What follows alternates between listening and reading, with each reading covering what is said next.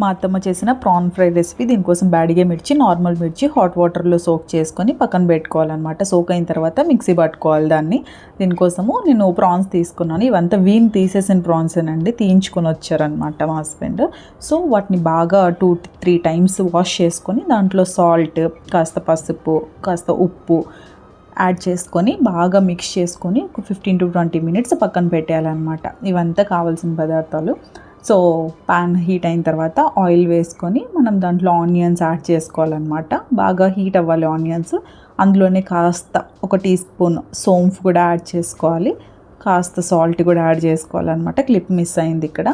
So కచ్చపచ్చగా దంచుకున్న garlic కూడా యాడ్ చేసుకొని బాగా ఫ్రై చేసుకుంటూ ఉండాలి. సో ఇందాక మనం సోక్ చేసుకొని మిక్సీ పట్టుకున్న చిల్లీ పేస్ట్ కూడా యాడ్ చేసుకోవాలి. చూసారా ఎంత బాగా కలర్ వచ్చిందో.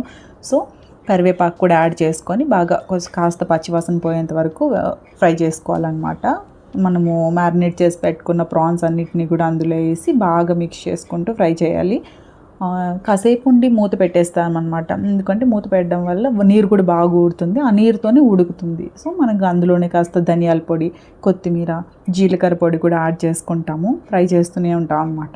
కారం కాస్త అడ్జస్ట్ చేసుకుంటూ చూసుకోవాలి, చిల్లీ పేస్ట్ నుంచి రాదనమాట. అంతే, సింపుల్ ప్రాన్ ఫ్రై రెడీ.